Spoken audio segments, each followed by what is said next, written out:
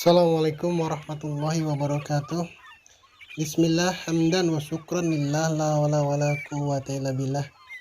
Ilahi anta maqsudi wa ridhoka matlubi atini mahabbataka wa ma'rifataka la ilaha illallah. Teriring doa dan salam untuk sahabat sejati semua yang insya Allah hingga kesempatan kali ini dalam keadaan sehat walafiat, dalam keadaan sehat lahir batin, dan semoga pula dalam keadaan bahagia. Amin amin ya rabbal alamin. Saya teringat dengan sebuah hadis yang sangat masyhur, yakni ketika baginda Rasulullah SAW bersabda, ingatlah bahwa di dalam jasad itu ada segumpal daging. Jika daging itu baik, maka baik pula seluruh jasad. Jika daging itu rusak, maka rusak pula seluruh jasad. Ketahuilah bahwa daging tersebut adalah hati. Hadisnya sangat terkenal dan sangat familiar. Banyak di antara kita yang hafal dengan hadis ini, bahwa secara harfiah kita pahami setiap gerak jasad kita, setiap gerak lahiriah kita adalah sesuai dengan apa yang ada di hati kita, apa yang ada di kalbu kita. Hanya sayangnya sejauh ini kita baru sekedar hafal hadisnya, baru sekedar hafal dalilnya, tapi kadang kita lupa apa yang sebenarnya terjadi dengan kalbu kita, sehingga baginda Rasul mewanti-wanti, mengingatkan kita dengan sangat untuk memperhatikan kalbu kita, hati kita atau kalbu. Saya lebih nyaman untuk menggunakan kata hati agar lebih familiar dengan istilah yang biasa kita gunakan. Hati kita kadang kita abai bahwa di hati kita itu ada sifat-sifat baik, sifat-sifat ilahiyah. Ada rasa sabar, ada sifat sabar, ada sifat tawakal, ada sifat ikhlas, ada sifat cinta kasih, ada sifat dermawan, ada sifat santun, ada sifat berbagai sifat positif yang Allah sematkan ke dalam hati kita. Di sisi lain, Allah juga menempatkan sifat sombong, sifat takabur, sikap ujub, sikap dengki, sikap ria, serta sifat negatif lainnya bersebelahan di dalam hati kita. Nah, dengan komposisi positif dan negatif ini yang sangat berimbang pada awalnya, maka ketika terjadi sedikit saja pergeseran, maka salah satu sifat tersebut akan menjadi dominan. Ketika kemudian sisi positif kita benahi, kita melatih sabar kita melatih tawakal kita melatih kasih sayang kita melatih sifat dermawan kita, maka yang akan dominan, yang akan timbul, yang akan muncul ke permukaan, yang akan menggerakkan jasad kita adalah energi positif yang kemudian nampak pada lahiriah kita, menjadi perkataan yang baik, menjadi perkataan yang bermanfaat, menjadi pandangan yang meneduhkan, menjadi ringan tangan untuk membantu sesama, menjadi ringan kaki untuk melangkah kepada kebajikan. Sementara ketika kemudian kita alpa, kita hilap, kita lalai, dan membiarkan sifat sombong kita menjadi lebih dominan, kita membiarkan rasa lebih baik dari orang lain lebih dominan, kita membiarkan rasa bahwa saya yang paling pintar lebih dominan, kemudian saya yang paling berjasa, saya yang paling bermanfaat, saya yang paling hebat, itu terus menerus kita biarkan mengendap di hati kita, maka sifat sombong itu akan menjadi dominan. Kemudian juga ketika kita memupuk rasa benci, meskipun kepada orang yang tidak kenal, kemudian kepada orang-orang yang kita kenal, yang dekat dengan kita, kebencian yang entah awalnya dari mana, tapi kemudian kita endapkan di dalam hati kita, maka lagi kebencian itu akan menjadi menebal.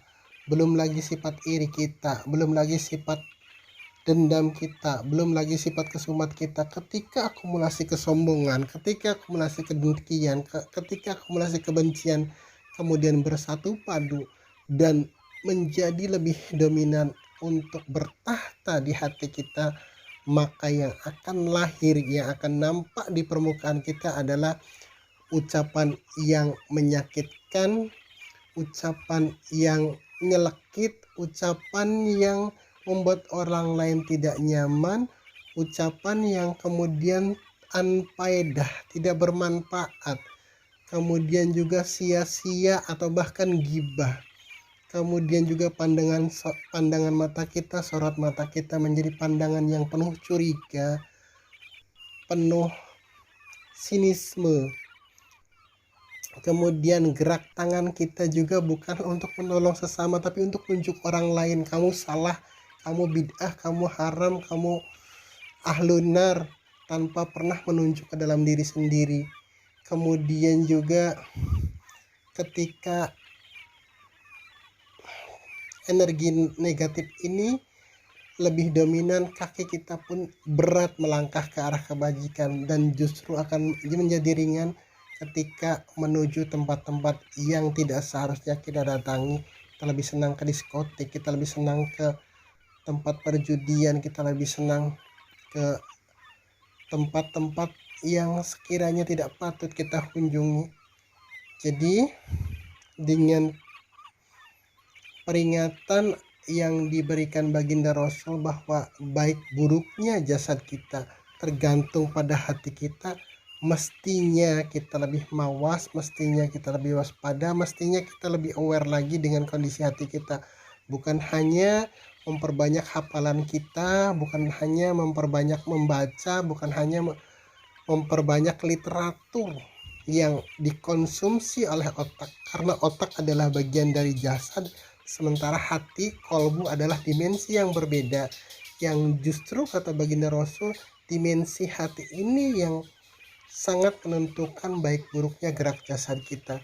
Jadi kalau kemudian kita terus mengasah otak kita untuk menambah dalil, menambah pengetahuan, menambah wawasan, menambah literatur, benar, itu tidak salah.